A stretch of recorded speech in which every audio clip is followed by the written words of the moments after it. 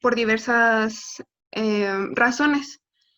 Puede ser por cambios de solicitación, por desgaste de miembros estructurales, a causa de sismos, alteraciones arquitectónicas, por mal diseño, mala ejecución, incendio, etc. Existen varios tipos de refuerzo para este tipo de estructuras, pero el que hoy vamos a ver es el sistema FRP. ¿Qué son las fibras de polímero reforzado FRP? Bueno, este tipo de sistemas es un refuerzo alterno a las estructuras de concreto que utilizan materiales de compuestos FRP como refuerzo unido externo suplementario. Puede ser de fibras de vidrio, de carbono o de aramida. ¿Okay? Es un material compuesto que normalmente, o más bien que está conformado por una resina, que es un polímero, las fibras que les comenté hace unos segundos, y da como resultado al sistema. Ahorita vamos a ver cómo se ven las aplicaciones.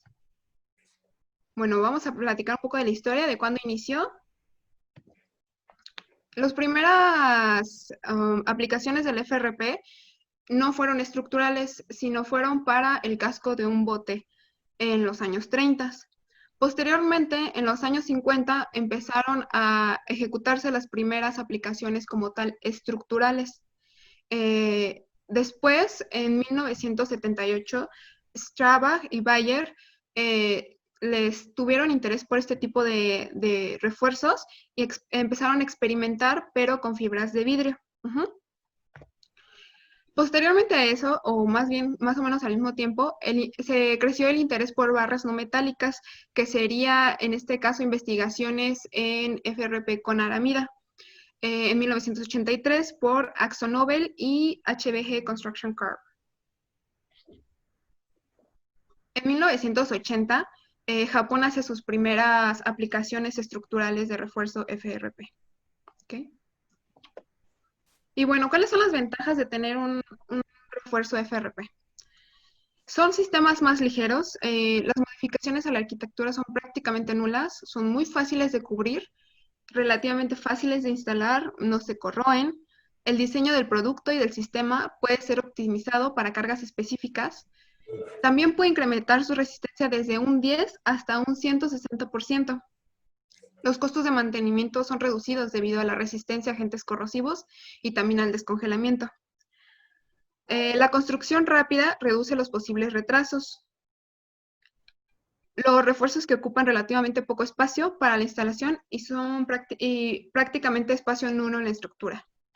Bueno, esta tesis está basada, si los principios están basados en la normativa de diseño ACI 440, la segunda revisión del año 2017, titulada Guide for the Design and Construction of Externally Bounded FRP Systems for Strengthening Concrete Structures. Bueno, para saber qué tipo de sistema FRP queremos aplicarle a nuestra estructura, hay diversos factores que se toman en cuenta antes de como evaluación. ¿A qué me refiero con diferente material? Como les comenté, aramida, carbono o vidrio, ¿ok?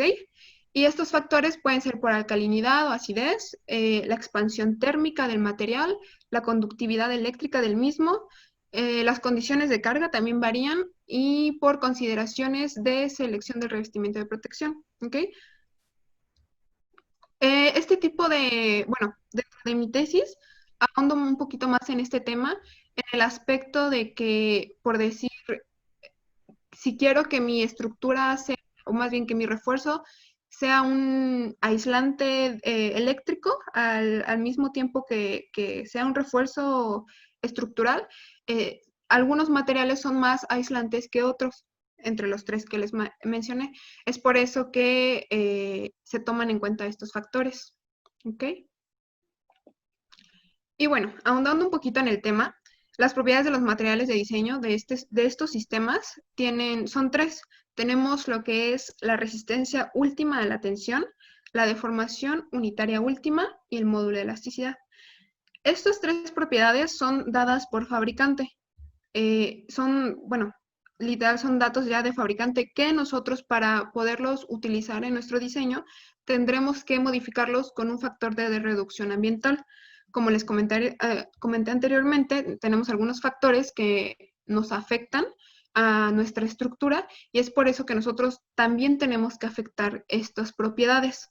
Como aquí lo dice, si tenemos exposición interior, buscamos el tipo de fibra que queremos y ahí obtenemos el valor del factor de reducción ambiental. Tenemos estos tres tipos de exposición: interior, exterior y medios ambientes agresivos. Entonces, eso es muy importante al momento incluso de iniciar el diseño del refuerzo. Y bueno, la justificación y objetivo de tesis en general es facilitar el diseño del refuerzo de elementos estructurales de concreto con FRP. De esta forma obtenemos un procedimiento de cálculo más rápido y al ser basado en cálculos numéricos, llegamos a obtener resultados más certeros.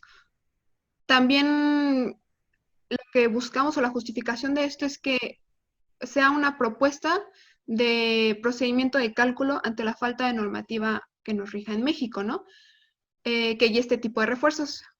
Y bueno, los objetivos de mi tesis, mi objetivo principal es el desarrollo de este software para el diseño de sistemas de refuerzo de FRP. Y por otra parte tenemos tres subobjetivos que son diseño y revisión de elementos estructurales sometidos tanto a flexión, a cortante y a flexocompresión, ¿ok? Esos son básicamente los alcances de mi tesis. Y bueno, empezamos con el primero, que sería el diseño por flexión. Aquí tenemos un diagrama de cuerpo libre de las medidas que se toman en cuenta al momento de reforzar una viga rectangular con sección transversal rectangular. Por flexión vamos a ubicar nuestro refuerzo en la parte baja del elemento. Entonces tenemos ya sea tejidos o láminas y tenemos los refuerzos NSM, que son como unos tubitos que vamos a ver en unos momentos. En diseño por flexión tenemos dos tipos de formas en que vamos a perder nuestro refuerzo, que es por desprendimiento y por delaminación. Ajá. Entonces, por ejemplo, aquí nos indica que tenemos una carga concentrada en medio de nuestra viga. Esta carga va a inducir esfuerzos que nos van a dar como resultado grietas por flexión y grietas inclinadas. Al formarse estas grietas que vemos aquí, vamos a obtener que haya un espacio entre nuestro elemento de concreto y nuestro refuerzo FRP. Entonces, al haber este espacio, se va a tender a desprender hacia acá, ¿ok? Y por otra parte, si tenemos este tipo de movimiento, digamos, de una fuerza que trate de desprender nuestro sistema FRP, como las fibras FRP están muy bien pegadas, lo que va a hacer es que incluso va a agarrar un poco del concreto de nuestra viga.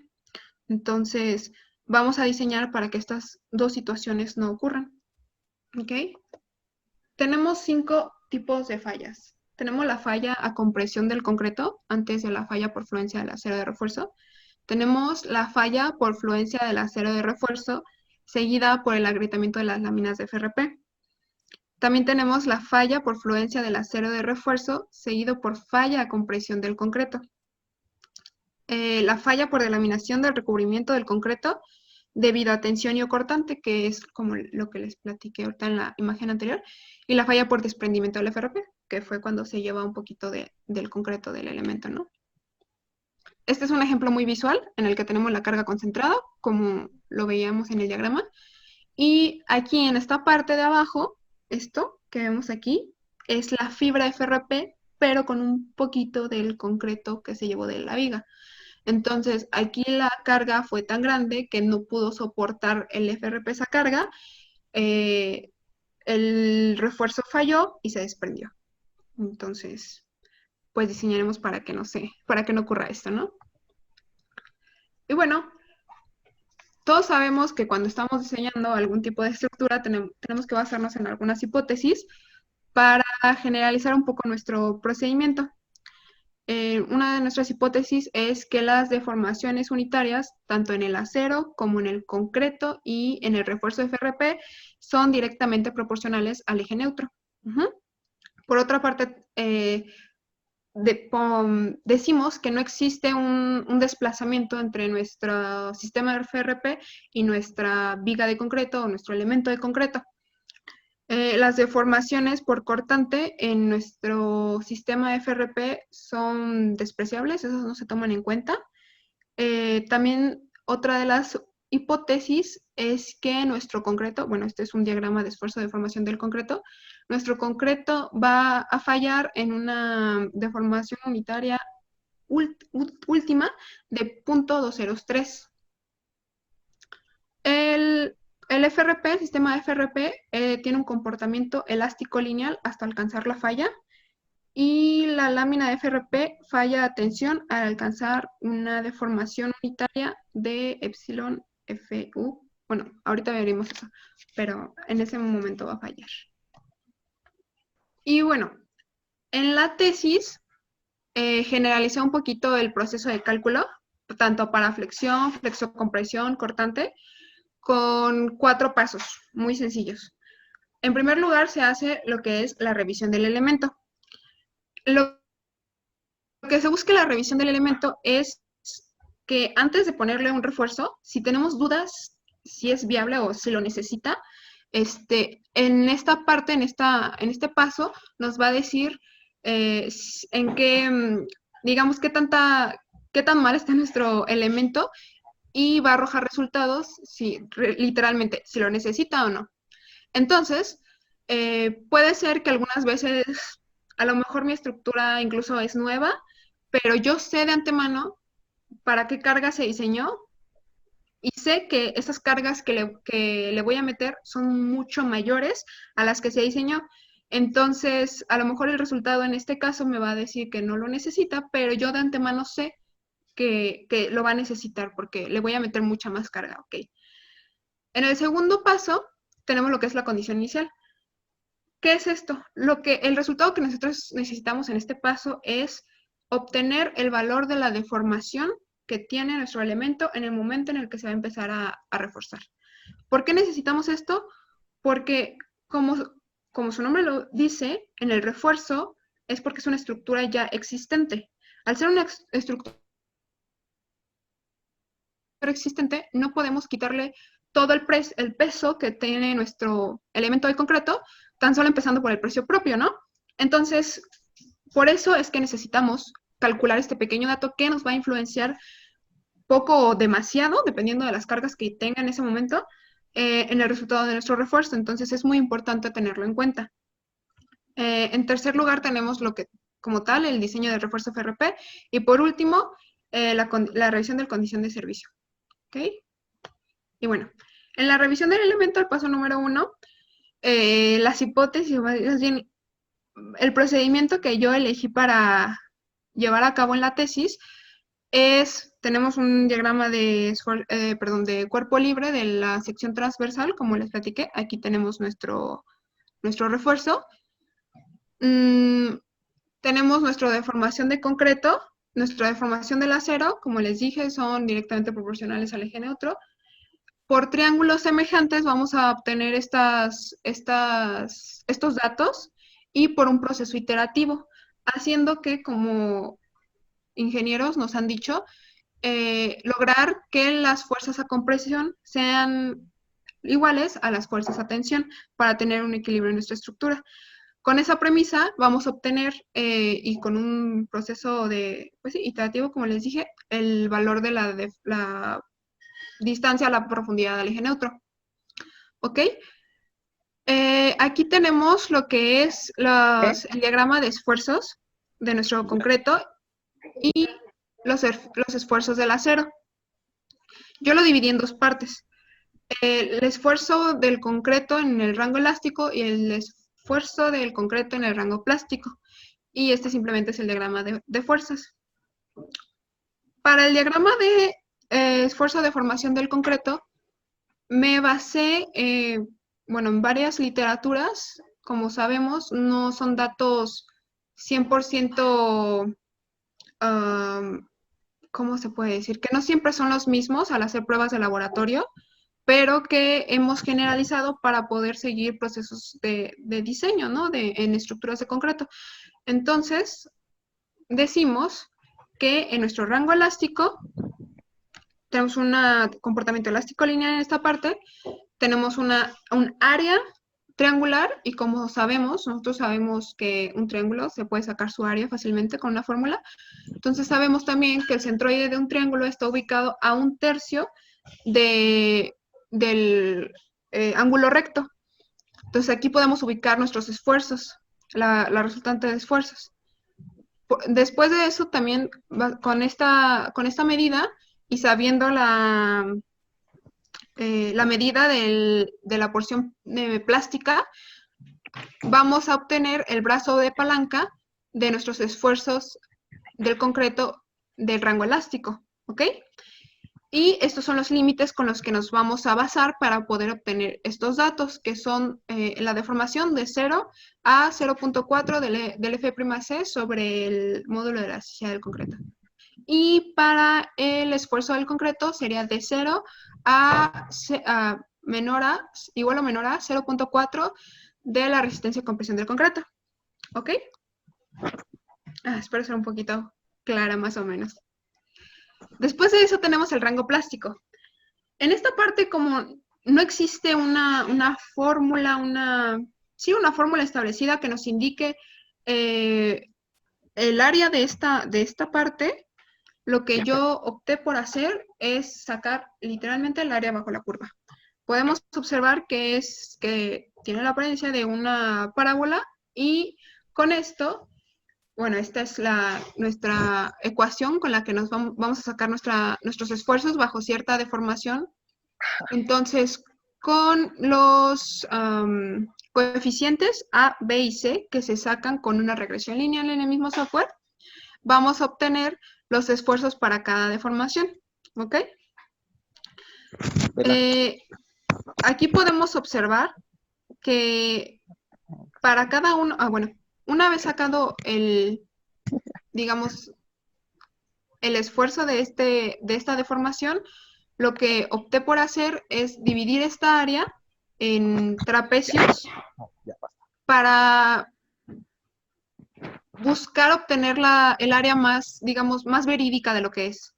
Entonces, por decir, si yo quisiera nada más sacar el área de un trapecio y con eso decir que ahí tengo mis esfuerzos en la resultante donde está ubicado el centroide, sería algo no muy certero porque entonces toda esta parte, toda esta área que se ve aquí, la cortaría y no la tomaría en cuenta.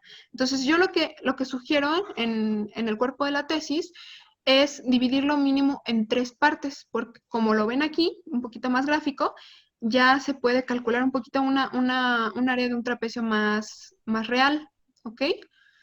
Conocemos también la fórmula de la ubicación del centroide y con eso podemos obtener nuestros brazos de palanca de cada una de esas porciones de esfuerzos o de las fuerzas del concreto en su rango plástico, ¿ok?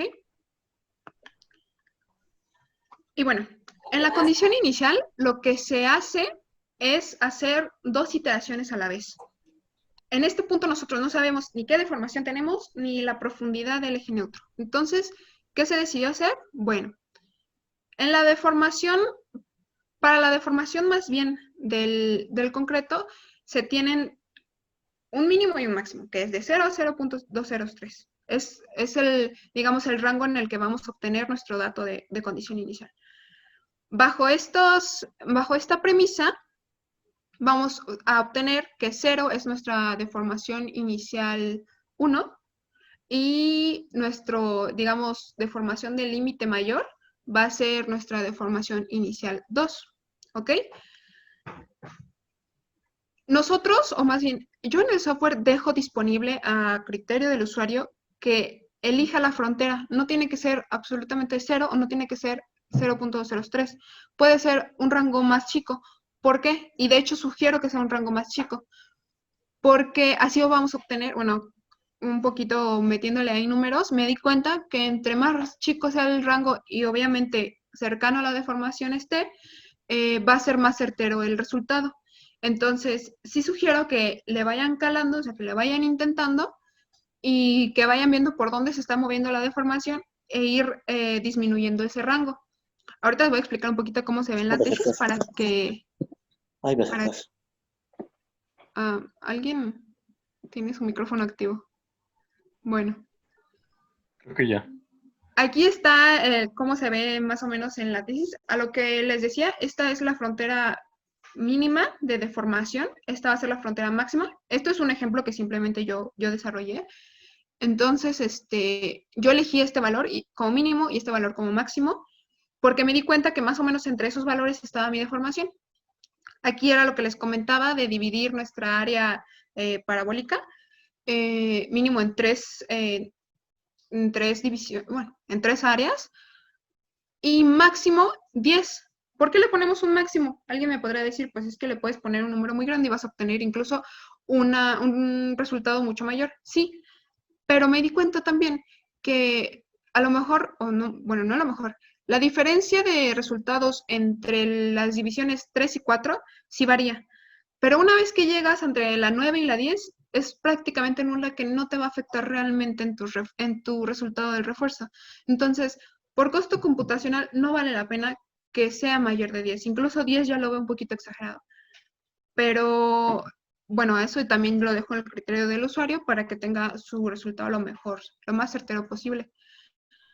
Aquí podemos ver cómo se lleva a cabo el balanceo de fuerzas. Se busca que las fuerzas de compresión, las fuerzas de tensión, estén sumando, bueno, haciendo la sumatoria en esta sea 0. Y los momentos que den de estas fuerzas es el momento que se va a usar. Esta es la tablita, digamos, del método de la secante. Como les comenté, esta es la deformación 1, como ven. Esta es la deformación 2. Ajá. Y con el método de secante vamos obteniendo este dato de las siguientes iteraciones, ¿va? Entonces, nosotros lo que buscamos es que aquí se tienda a 0 para estar seguros que nuestra deformación está actuando en nuestro momento que nosotros hemos especificado inicialmente. Procedemos con el refuerzo FRP. En este punto vamos a diseñar bajo condición última. Entonces, aquí sí podemos utilizar la teoría de Whitney, que nos habla sobre el rectángulo equivalente de esfuerzos con sus debidos coeficientes de alfa y beta, que van a influenciar o a modificar tanto nuestra resistencia a compresión del concreto como nuestra profundidad al eje neutro. Y ya no tenemos que hacer este proceso numérico de la parábola y todo esto. Entonces nos basamos simplemente en esto. Decidí ubicar mi sumatoria de fuerzas en donde está digamos, el centroide de la parte de compresión, para así eliminar las fuerzas a compresión y simplemente tener las fuerzas del acero y las fuerzas del FRP, que serían nuestras fuerzas de tensión.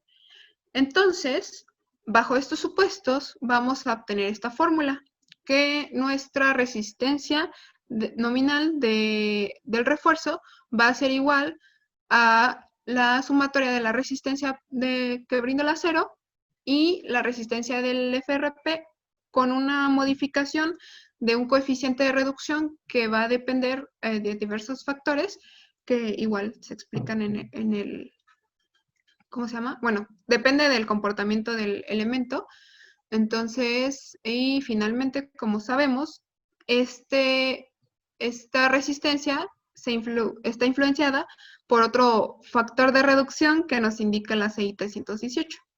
Entonces, bueno, aquí igual pueden ver que aquí está el brazo de palanca del FRP, el brazo de palanca del acero, nuestra aportación de concreto. ¿Por qué? A ver, a lo mejor alguien me preguntará, ¿por qué nada más estoy tomando el concreto en la parte de arriba, del eje neutro? Bueno, nosotros sabemos, o nos enseñan nuestras clases de concreto, que el concreto tiene muy buen comportamiento de la resistencia a compresión, pero muy bajo resistencia a tensión.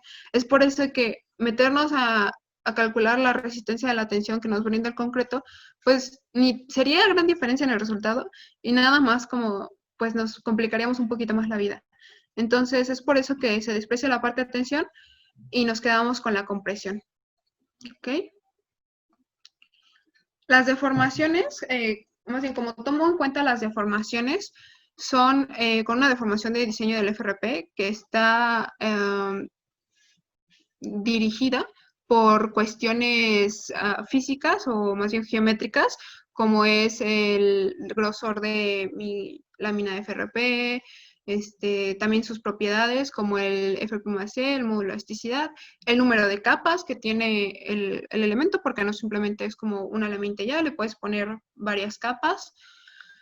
Después de eso tenemos la deformación efectiva, que es el dato que se usa para hacer todo este equilibrio. Como pueden observar aquí, estas tres son las fórmulas que vamos a obtener de aquí. Todas tienen el factor C, o esta variable. Esta variable es la profundidad del eje neutro. Es por eso que se dice un método iterativo, porque todo va a depender de esta medida. Entonces, con una relación de triángulos semejantes, podemos tener estas fórmulas. Y, por ejemplo, aquí, como pueden ver, en la deformación del acero estamos metiendo, y en la deformación del concreto, y en la del FRP, tenemos que meter el factor de la deformación inicial, que sería esta parte de aquí. Entonces, es por eso que se hace el paso anterior. ¿Ok? Y bueno, esto es un poco como de la arquitectura, en cómo se ven los resultados en el software. Aquí vamos a elegir qué tipo de material queremos. Estos son simplemente los nombres comerciales de nuestro fabricante. En mi tesis yo nada más elegí poner un solo fabricante para cumplir con el objetivo y para que en caso de que se quiera extender los alcances, pues haya más oportunidades para otros fabricantes. En este caso yo le pongo aquí la presentación que nos indica el fabricante y el modelo, los cuales al meter estos datos me va a dar estos resultados, esta tablita de resultados, que va a indicar las propiedades que les platiqué anteriormente. En esta parte vamos a poner el número de capas que queremos poner en nuestro sistema, que queremos instalar. Aquí está el factor de reducción para contribución del refuerzo, el que les platicaba. Y aquí el momento de diseño. Tenemos nuestro balance de fuerzas y tenemos nuestra revisión, en donde vamos a tener nuestra resistencia, la vamos a comparar y nos va a decir aquí si el refuerzo es efectivo o no. En caso de que aquí diga refuerzo no efectivo, tenemos que cambiar a lo mejor la presentación, el modelo. Otro de los factores que podemos cambiar es el número de capas. Este es normalmente el que más se decide cambiar. Entonces, ese es el que les va a dar el resultado que nosotros estamos buscando. Y aquí está un gráfico del diagrama de cuerpo libre de cómo vamos a obtener nuestra sección transversal de nuestro elemento. Aquí nos está indicando el acero. En esta partecita que casi no se alcanza a ver, tenemos el refuerzo FRP con una laminita negra. Y esto indica el eje neutro, la ubicación del eje neutro. Finalmente, en flexión tenemos la revisión de esfuerzos bajo condiciones de servicio. En este caso ya no le vamos a llamar C, le vamos a llamar KD a la profundidad del eje neutro. Y bueno, pues simplemente se hace el mismo proceso que se hizo para calcular la condición inicial. Es el mismo proceso, obviamente con nuestra aportación de FRP. Y se van a revisar estas tres fronteras. Que nuestros esfuerzos del acero sean menores o iguales a 0.8 de nuestro esfuerzo de fluencia del acero. Que nuestro esfuerzo de concreto en condiciones de servicio sea menor o igual a 0.60 de nuestra resistencia a compresión del concreto. Y también que nuestro esfuerzo del FRP sea menor o igual al límite de esfuerzo en carga cíclica permanente. Este dato lo vamos a sacar de una tablita que nos indica el ACI 440, el cual, dependiendo del material que hayamos elegido, ya sea vidrio, aramida o carbono, se va a multiplicar por el esfuerzo de diseño. ¿Ok? Eso es un poquito de la arquitectura que tenemos en el software. Y entonces aquí nos va a decir si nuestro refuerzo FRP es satisfactorio o no. En caso de que no sea satisfactorio, nos regresamos otra vez al refuerzo, a la pestañita de refuerzo, y le volvemos a mover como ya les había indicado, hasta que aquí nos dé pues los resultados que deseamos. Esos son un poquito de las, diagramas de las aplicaciones. Estas son las tiras de FRP que pueden estar ancladas o aseguradas con otras fibras de FRP transversales o con, no sé, láminas de acero, cosas así. ¿Por qué se hace esto? A lo mejor por cuestiones de aplicación, por cuestiones de falta de limpieza o pues si no, en el proceso de aplicación, nosotros eso no lo podemos calcular como tal en el diseño. Es por eso que algunas veces pues es recomendable que se le aplique un anclaje. Tenemos otro tipo de aplicaciones que es el NSM, Near Surface Mounted. Y estos son como unos tubitos, se hacen unas pequeñas ranuras en nuestra viga, en la parte baja, inferior, como aquí se ve más o menos, y una vez aplicado, se rellena y pues es prácticamente invisible, se le puede volver a pintar y ya nuestro refuerzo fue prácticamente invisible. Entonces, como comentábamos en las ventajas, pues aquí tenemos una. Otro tipo de aplicaciones, otro tipo de anclajes son los anclajes con sujetadores mecánicos y anclajes con el mismo FRP. Bueno, pasamos al diseño por corte. En esta parte tenemos tres formas de hacer nuestro diseño de refuerzo cortante. La más óptima es reforzar nuestra estructura completamente alrededor, pero muchas veces o casi siempre es la menos fácil de hacer, físicamente hablando, menos fácil de instalar, porque aquí tenemos a lo mejor nuestra viga está unida a una losa, cosas así, entonces no vamos a tener acceso a esta parte de aquí. Entonces, lo que nos queda es hacer una envoltura como en una U. Tenemos aquí nuestro refuerzo, o pues simplemente podemos poner tiras en los lados laterales de nuestra viga. ¿Ok? Supongamos que estamos viendo nuestra viga de lado, entonces así es como se puede aplicar. Ya sea que lo tengamos en U o como lo vimos nada más en los lados, se puede aplicar todo a lo largo de la viga, o sea, todo a lo largo de esta viga. Se puede aplicar en tiritas, que sería pues verticales o con una pequeña inclinación. Como se dan cuenta aquí, lo que hace las tiras de FRP estarían trabajando como lo hacen los estribos en una viga, en una columna. Entonces, es realmente el mismo desempeño. Y pues prácticamente se hacen las mismas fórmulas, como si saben un poquito del diseño por corte, también en nuestros estribos se toman en cuenta las separaciones entre estribos, cosas así. Entonces, pues también en nuestra resistencia del FRP, ¿no? Los tipos de aplicaciones físicas, bueno, aquí hay unos ejemplos de nuestras vigas, ya como les había comentado, así completamente, o sea, a lo largo de nuestra viga. También este puede ser un tipo de anclaje para nuestra lámina flexión. Entonces, bueno, más o menos así se ve. Estas son los tejidos que le llaman, es como una telita. Entonces le metemos ahí nuestra resina que les platiqué a un inicio, el material compuesto, y así es como obtenemos nuestro sistema FRP. Y bueno, la revisión del elemento antes de reforzar se hace con el código ACI 318 y nos indica estas fórmulas, que nuestra resistencia cortante va a estar con la aportación de concreto del acero más multiplicado por nuestro factor de reducción por resistencia, que también lo indica en una tablita en el ACI 318, que va a depender del tipo de comportamiento del elemento. Y bueno, así es como se calcula cada una de estas resistencias. Lo que le comenta aquí, lo de la separación entre estribos, aquí está. Y cuando queremos ya diseñar nuestro refuerzo, vamos a agregarle simplemente nuestra resistencia al FRP, modificada con nuestro factor de reducción del FRP, que este va a estar determinado por el tipo de forma en que se va a instalar, ya sea completamente envueltos o esquema de 3 lados o 2 lados opuestos. o sea, el de la U, o pues nada más lateralmente, ¿no?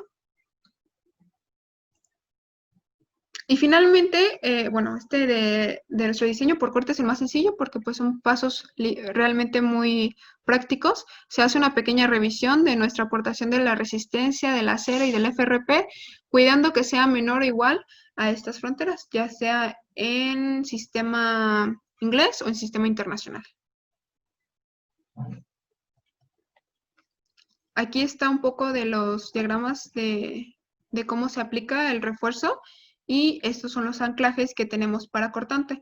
Podemos hacer una pequeña ranurita en esta parte, meterle un tubito de NSM que habíamos platicado y se rellena. Entonces así, vamos, aquí se nota cómo queda como agarrada nuestra lámina de FRP y pues ya un poquito más asegurada, aunque anclarlo de esta manera no es muy práctico. Entonces ahí hay que evaluar pros y contras, ¿no? En esta parte tenemos otro tipo de anclaje, que serían los anclajes de fibras. Y bueno, aquí está nuestra lámina anclada. Y bueno, pasamos por el diseño de flexocompresión. Aquí tenemos un diagrama de interacción de flexocompresión. En este diagramita es simplemente un ejemplo. Tenemos donde se ubica nuestra carga. Cuando hacemos nuestra revisión, dejen pasar. Cuando hacemos nuestra revisión, nosotros lo que estamos buscando es que nuestra carga esté ubicada cercano a este diagrama reducido o incluso fuera para decir que necesitamos el refuerzo.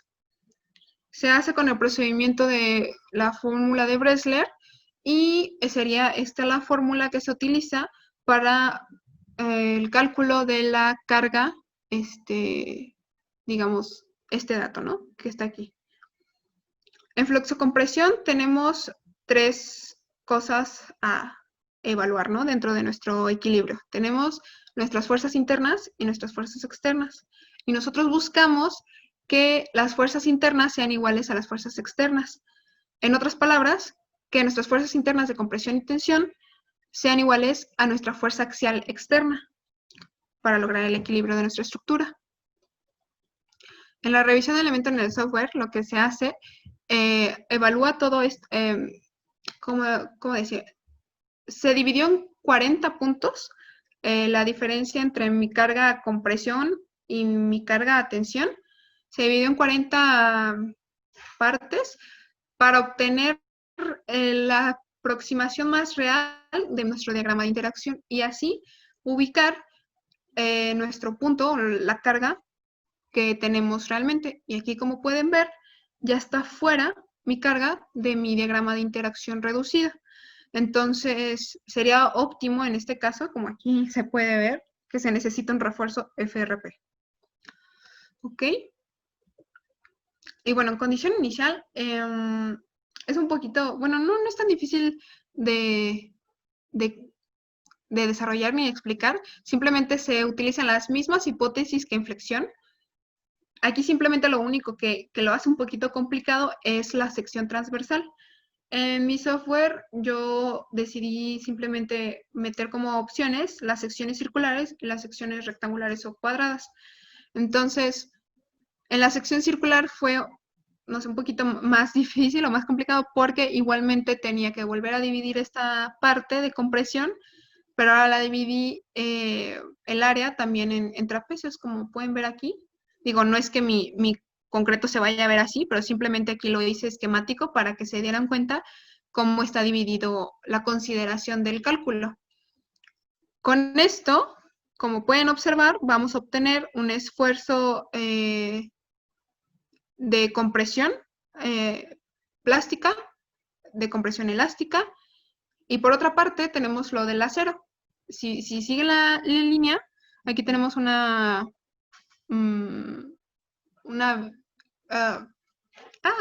varilla de acero y aquí está su esfuerzo correspondiente.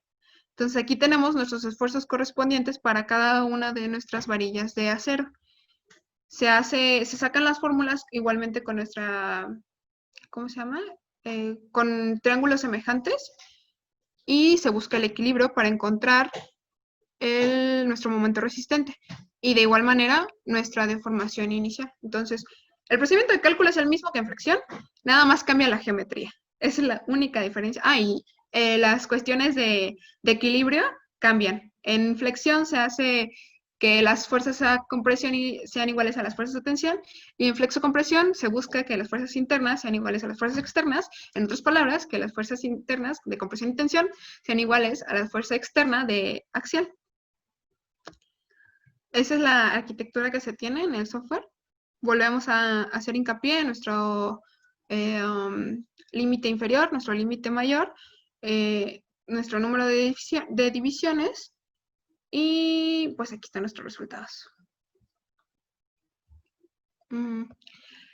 Aquí ya procedemos a hacer el refuerzo como tal del FRP. Aquí dejé como un diagramita de cómo se hace la consideración en el cálculo.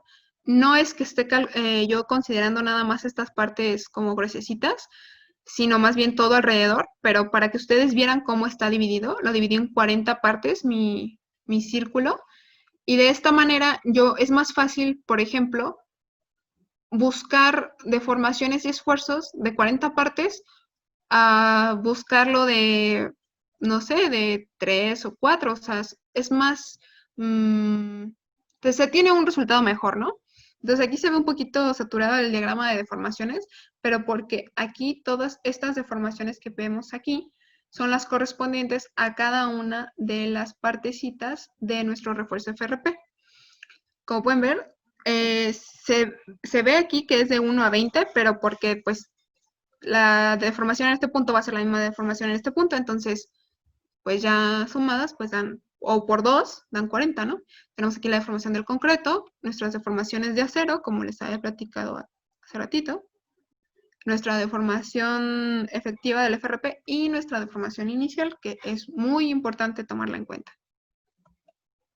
Y bueno, esta es igual la arquitectura en el software. Aquí vemos cómo se logró el equilibrio, encontramos nuestro momento resistente, comparamos nuestros resultados y dice refuerzo FRP satisfactorio. Entonces, al obtener esto, podemos simplemente hacer nuestra revisión por esfuerzos. Y bueno, este es nuestro, no sé, el gráfico de la sección transversal de cómo se ve. Aquí lo que el software va a estar haciendo es que si tú le metes, no sé, por decir aquí 10 láminas, entonces nada más se va a estar haciendo más gruesa esta parte. Es, digamos, el cambio que que el software va a hacer automáticamente.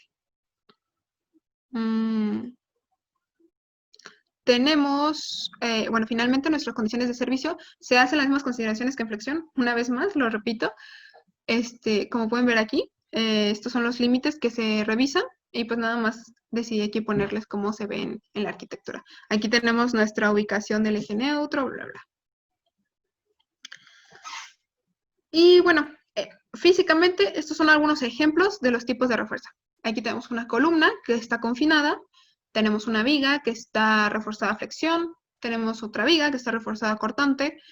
Aquí pues alguna persona se le ocurrió hacer aquí un hueco, y pues como pueden ver aquí había acero estructural, entonces obviamente pues aquí este acero se cortó y se tuvo que reforzar esta losa para evitar que se cayera, ¿verdad? Aquí podemos ver el refuerzo de otra viga, igualmente por cortante, otra viga por flexión y por cortante, flexión y cortante, muros, marcos, losas, etc.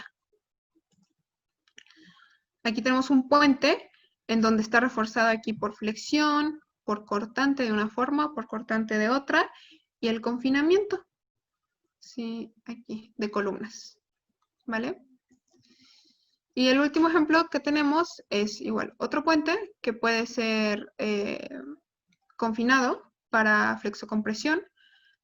Aquí también puede ser por tiras, nuestras vigas reforzadas por cortante, aquí una losa reforzada, otro marco, un muro, y aquí otro trágalos, una especie de trágalos.